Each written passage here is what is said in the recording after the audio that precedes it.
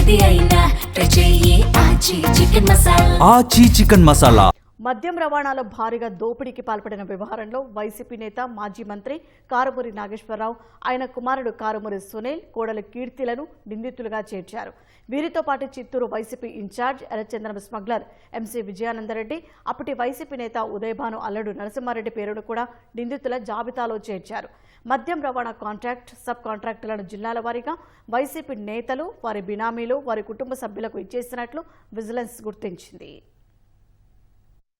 YCP హయాంలో APS బీసీఎల్ డిపోల నుంచి ప్రభుత్వ దుకాణాలకు మద్యం రవాణా కాంట్రాక్టులో 200 కోట్ల నుంచి 400 కోట్ల వరకు దోచుకున్న వ్యవహారంపై సిఐడి తాజాగా నమోదు చేసిన కేసులో వైసీపీ నేత మాజీ మంత్రి కారుమూరి నాగేశ్వరరావు, ఆయన కుమారుడు కారుమూరి సునీల్, కోడలు కీర్తి, చిత్తూరు నియోజకవర్గ వైసీపీ ఇన్ఛార్జ్ ఎర్రచందనం స్మగ్లర్ ఎంసీ విజయానందరెడ్డిని నిందితులుగా చేర్చారు. వీరితో పాటు అప్పటి వైసీపీ నేత సామినేని ఉదయభాను అల్లుడు, ఏపీఎస్ బీసీఎల్ నాటి ఎండీ వాసుదేవరెడ్డి బావమరిది నరసింహారెడ్డి కూడా నిందితుడిగా ఉన్నారు. మద్యం కుంభకోణం కేసు ప్రధాన నిందితుడు రాజ్ కిసిరెడ్డి, అతడి ప్రధాన అనుచరులు బూనేటి చాణక్య, తూతేకుల ఈశ్వర్ కిరణ్ కుమార్ రెడ్డి, వాసుదేవరెడ్డి సహా మరికొందరు ఈ నిందితుల జాబితాలో ఉన్నారు. విజిలెన్స్ అండ్ ఎన్ఫోర్స్మెంట్ విభాగం విచారణలో వీరందరి పాత్ర వెలుగులోకి రావడంతో నిందితులుగా చేర్చారు.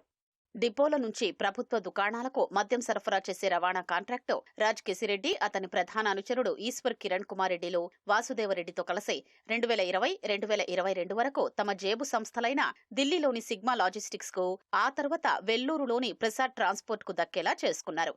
మొదట్లో జిల్లా స్థాయిలో జాయింట్ కలెక్టర్ల నేతృత్వంలోని కమిటీ ఈ రవాణా కాంట్రాక్టును నిర్ణయించినప్పుడు ఒక్కో మద్యం కేసు రవాణాకు 13 రూపాయల చొప్పున చెల్లించేవారు. దీన్ని రాష్ట్ర స్థాయిలో కేంద్రీకృతం చేసిన తర్వాత ఒక్కో కేసు రవాణాకు ఏపీఎస్ బీసీఎల్ 34 రూపాయలు చెల్లించేది. కాగితాలపై సిగ్మా లాజిస్టిక్స్, ప్రసాద్ ట్రాన్స్పోర్ట్ పేర్లున్న తెర వెనుక రాజ్ కిసిరెడ్డి, వాసుదేవరెడ్డి, కిరణ్ కుమార్ రెడ్డి అంతా నడిపించారు. వారు ముగ్గురు కలిసి కోస్తా, ఉత్తరాంధ్ర ప్రాంతాల్లో రవాణా సబ్ కాంట్రాక్టును అప్పటి మంత్రి కారుమూరి నాగేశ్వరరావు కుమారుడు గత సార్వత్రిక ఎన్నికల్లో వైసీపీ తరపున ఏలూరు లోక్సభ నియోజకవర్గ అభ్యర్థిగా పోటీ చేసిన కారుమూరి సునీల్ కు అప్పగించారు. సునీల్ హైదరాబాద్ లో కార్యాలయం ఏర్పాటు చేసుకుని తన పరిధిలోని జిల్లాల్లో మద్యం రవాణా సబ్ కాంట్రాక్టును ఒక్కో జిల్లాలో ఒక్కో వైసీపీ నేతకు అప్పగించారు. ఈ క్రమంలో సిగ్మా లాజిస్టిక్స్ నుంచి సునీల్, అతని కుటుంబీకుల ఖాతాల్లోకి డబ్బులు పడినట్లు విజిలెన్స్ విచారణలో తేలింది.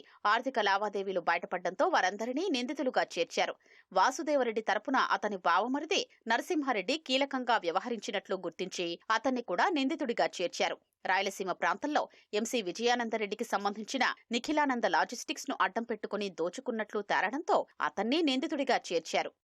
ముఖ్యంగా గుంటూరు ప్రాంతంలో మాజీ మంత్రి అంబటి రాంబాబు బినామీ సంస్థకు, ఉత్తరాంధ్రలో అప్పటి మంత్రి బొత్స సత్యనారాయణ మేనల్లుడు, విజయనగరం జెడ్పీ చైర్మన్ మజ్జి శ్రీనివాసరావు అనుచరులు, వారి బినామీల పేరిట ఉన్న సంస్థలకు సబ్ కాంట్రాక్టులు ఇచ్చి దోచుకునేలా చేశారనే ఫిర్యాదులు ఉన్నాయి. సిఐడి నమోదు చేసిన కేసులో దర్యాప్తు చేస్తున్న సిట్ ఈ వివరాలు వెలికితీయనుంది.